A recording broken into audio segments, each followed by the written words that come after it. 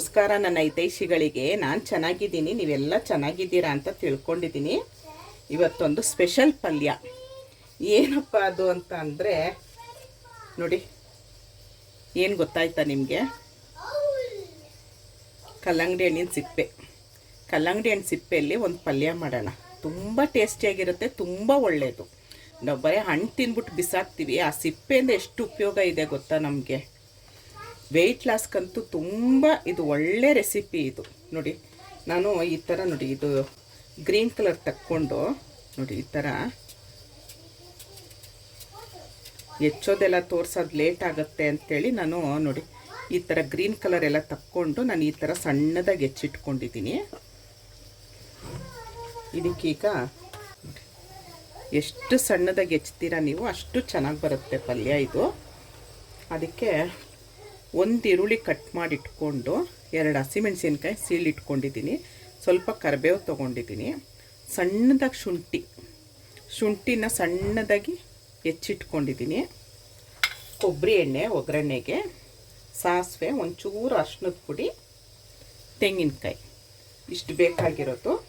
ಬನ್ನಿ ಹೇಗೆ ಮಾಡೋದು ಅಂತ ನೋಡೋಣ. ಈಗ ಒಂದು ಬಾಣಲಿ ಇಟ್ಕೊಂಡಿದ್ದೀನಿ, ಬಾಣಲಿ ಕಾದಿದೆ. ಕೊಬ್ಬರಿ ಎಣ್ಣೆ ಹಾಕ್ಕೊಳ್ಳೋಣ,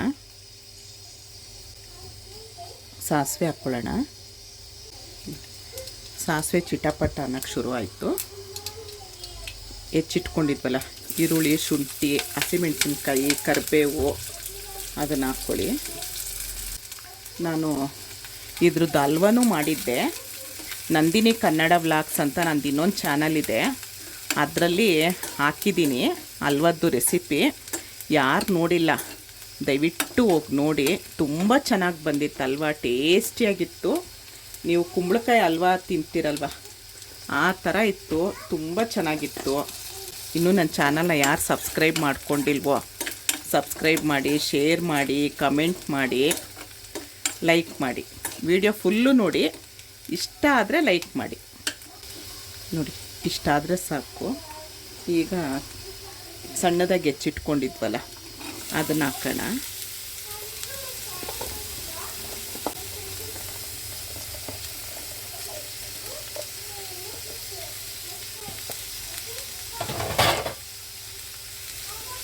ಇದರಲ್ಲಿ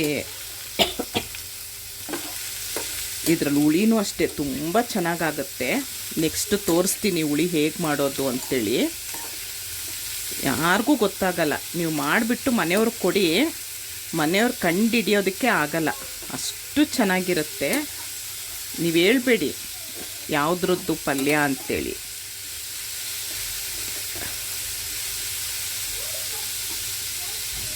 ಸ್ವಲ್ಪ ಅರಿಶಿನದ ಪುಡಿ ಹಾಕ್ಕೊಳ್ಳೋಣ.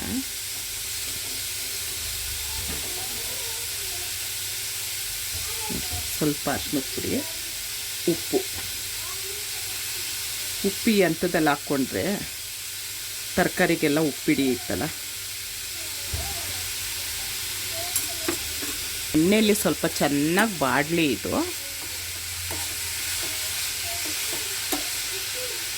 ನೋಡಿ, ಕಲ್ಲಂಗಡಿ ಹಣ್ಣಿನ ಸಿಪ್ಪೆ ಅಂತ ಗೊತ್ತಾಗುತ್ತಾ? ನೋಡಿ, ಒಂದು ನಿಮಿಷ ಮುಚ್ಚಿಡೋಣ.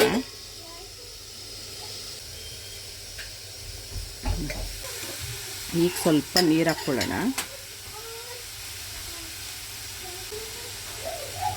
ಸ್ವಲ್ಪ ನೀರು ಹಾಕ್ಕೊಳ್ಳೋಣ.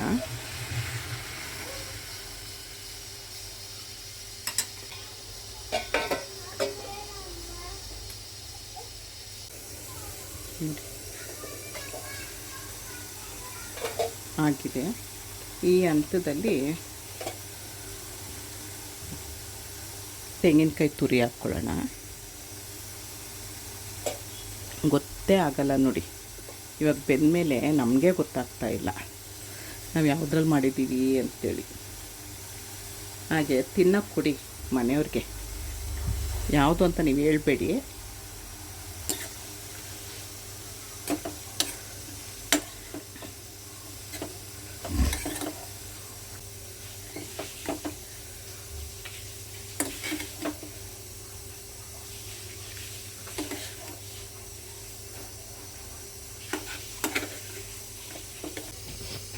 ನೋಡಿ ಯಾವುದ್ರದ್ದು ಪಲ್ಯ ಅಂತ ಗೊತ್ತಾಯ್ತಲ್ವ.